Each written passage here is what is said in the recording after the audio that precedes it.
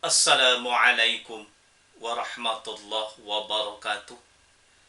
Alhamdulillahi rabbil alamin. Wassalatu wassalam ala asyrafil anbiya wal mursalin Sayyidina Muhammadin wa ala alihi wa sahbihi ajmain, amma ba'd. Sekarang kita sudah berada di bulan Rajab. Bulan Rajab terletak antara bulan Jumadil Akhir dan bulan Sya'ban. Bulan Rajab sebagaimana bulan Muharram termasuk bulan yang haram. Allah Subhanahu wa ta'ala berfirman, sesungguhnya bilangan bulan pada sisi Allah adalah 12 bulan. Dalam ketetapan Allah di waktu Dia menciptakan langit dan bumi, di antaranya 4 bulan haram. Itulah ketetapan agama yang lurus. Maka janganlah kamu menganiaya diri dalam bulan yang 4 itu. Artinya, meskipun masing-masing diberi kemuliaan oleh Allah Subhanahu wa ta'ala atas kehendaknya, Allah Subhanahu wa ta'ala membuat kemuliaan antara yang satu lebih tinggi dari yang lainnya, karena memang kehendak Allah yang demikian. Termasuk bulan Rajab beserta 3 bulan lainnya, Allah lebih memuliakan dibandingkan dengan bulan yang lainnya. Di bulan ini, orang-orang dilarang melakukan peperangan dan mengangkat senjata. Jadi siapapun merasa aman. Bahkan para pakar fikih memperberat sanksi bagi siapapun yang membunuh seseorang di bulan-bulan yang haram tersebut dengan hukuman yang lebih berat. Al-Imam Fakhruddin Ar-Razi dalam tafsirnya menjelaskan tentang 4 bulan yang dimuliakan tersebut dengan kalimat berikut. Yang dimaksudkan dengan bulan-bulan yang dimuliakan di sini, sesungguhnya maksiat dalam bulan ini sanksinya lebih berat. Jika menjalankan ketaatan, pahalanya dilipat gandakan. Pada bulan Rajab ini perlu menjadi pengingat-ingat untuk pribadi kita, supaya kita membersihkan diri dari kotoran-kotoran maksiat. Mari kita hentikan caci maki, menyebar kabar bohong, hoak, fitnah, menggunjing sesama warga negara, dan bentuk perilaku-perilaku yang tidak pantas dilakukan oleh seorang muslim. Ingatlah, dosanya dilipat gandakan. Bulan Rajab, bulan yang mulia.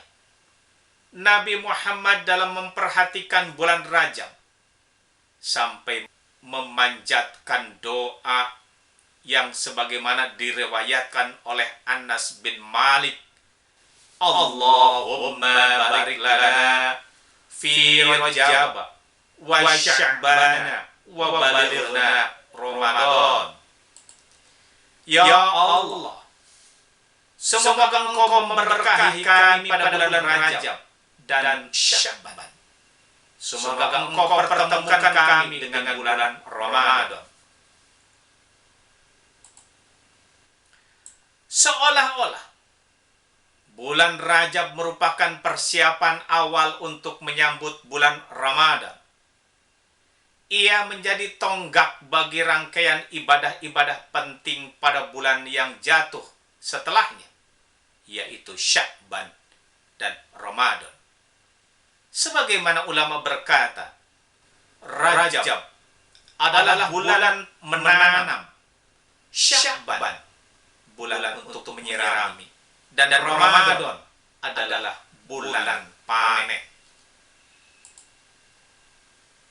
Dalam keterangan lain, Rasulullah Shallallahu Alaihi Wasallam menyampaikan, Rajab adalah bulannya Allah, Sya'ban bulanku, dan Ramadan adalah bulan umatku.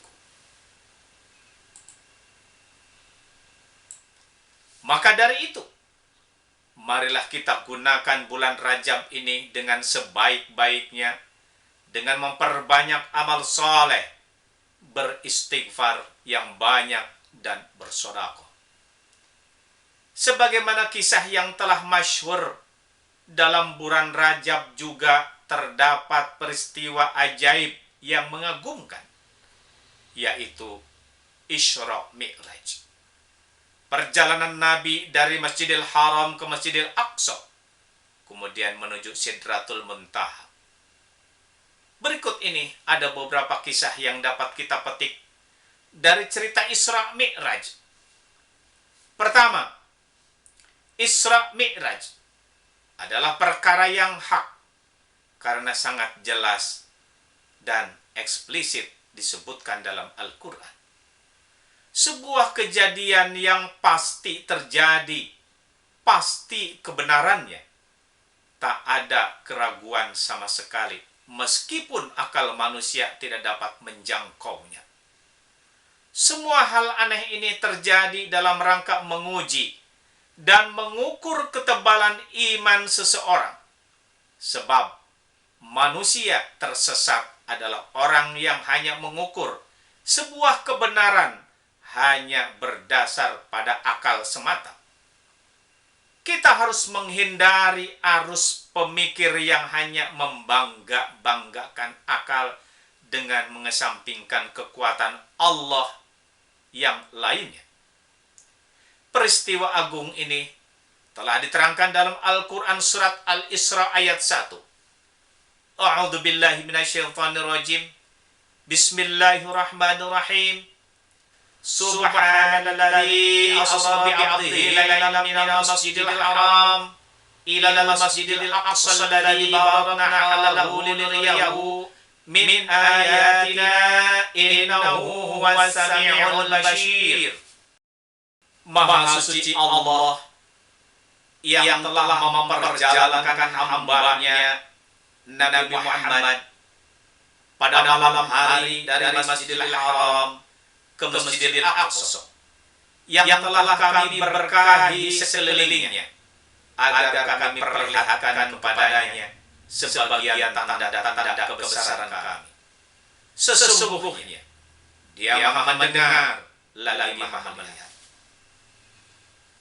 Yang kedua, sebelum Nabi Muhammad SAW menghadap Allah secara Mi'raj, beliau dibedah dadanya, dibersihkan hatinya, meskipun hati Nabi sebenarnya sudah pasti bersih karena beliau maksum, suci dari dosa. Malaikat tidak menghilangkan kotoran dari hati Nabi, tetapi agar hati yang suci semakin menjadi suci. Dari peristiwa Isra Mi'raj ini, Rasulullah mendapat perintah salat yang semula 50 kali berubah menjadi 5 kali dalam sehari semalam. Sangat banyak hadis yang menyebutkan keutamaan-keutamaan tentang salat. Di antaranya adalah sabda Rasulullah sallallahu alaihi wasallam, sesungguhnya amal yang pertama kali dihisab pada seorang hamba pada hari kiamat adalah salatnya. Maka jika salatnya baik, sungguh ia telah beruntung dan berhasil.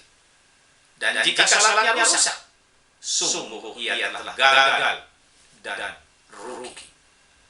Oleh karena itu, mari kita tingkatkan dan kuatkan ketakwaan kita kepada Allah Subhanahu wa Ta'ala sebagai wujud penghambaan kita kepadanya dan menumbuhkan rasa takut dari diri kita untuk melanggar perintah-perintahnya.